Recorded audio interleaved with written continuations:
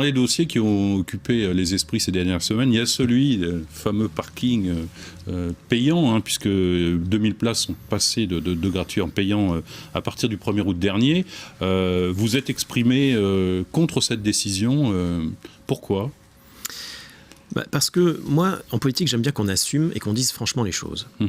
Que l'on ne nous serve pas des arguments qui sont inexacts, la voiture ventouse, les pendulaires, etc. Parce que la vraie raison de cette décision, elle est uniquement financière, pécuniaire et financière. D'accord. Et je l'explique très rapidement. Il y avait 3 critères pour choisir le nouveau délégataire de services publics sur le stationnement en voirie. Le niveau d'investissement, le niveau d'innovation et l'aspect financier pour la ville. Dans les 2 premiers critères, c'était 2 autres concurrents qui étaient mieux placés, et celui qui a été retenu était uniquement sur le critère financier, parce que ça va ramener 1 million de redevances supplémentaires à la ville, qu'il y a même des objectifs, et c'est ça qui me choque profondément, de PV, on appelle plus ça des PV maintenant, mais ça reste malgré tout une contravention pour nos concitoyens automobilistes. Il y a un objectif de 70 000 PV par an, ça va même plus loin, puisque chaque place doit générer 15 contraventions. Donc on rentre dans une logique comptable, on rentre dans une logique punitive, puisqu'il faudra vraiment rentabiliser ce contrat. Et je pense que ça va nuire plus globalement à l'attractivité de la ville.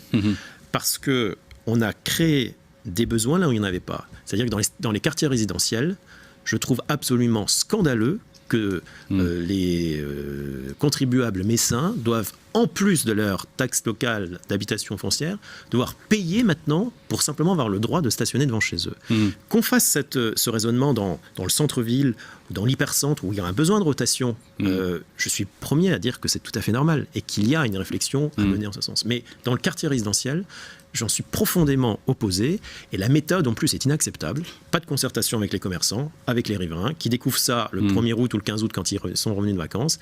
Et donc je crois qu'il y aura tout à refaire, et c'est la raison pour laquelle aussi, avec notre groupe, nous avons initié toute une série de réunions publiques dans ces quartiers. Nous avons fait Bas-de-Queuleux, là nous avons fait cette semaine le quartier Sainte-Thérèse, et moi j'ai une proposition à faire avec notre groupe, c'est de se caler sur le modèle de Luxembourg.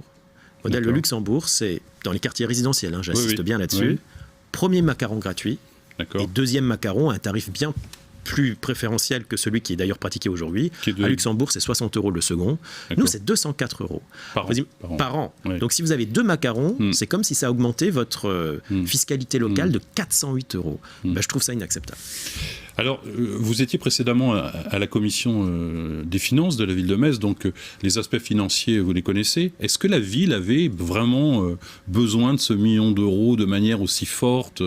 Est-ce que c'était absolument vital de procéder à cela ou pas ? Malheureusement, oui, parce que la ville est mal gérée depuis une dizaine d'années. Je vais vous expliquer rapidement pourquoi.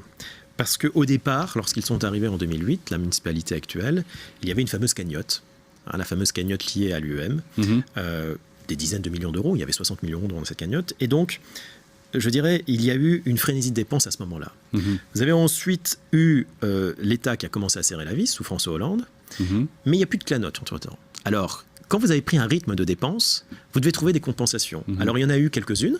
Je rappelle que les impôts ont augmenté l'année dernière à Metz avec les modifications des abattements. Les tarifs des parkings souterrains ont eux été également augmentés.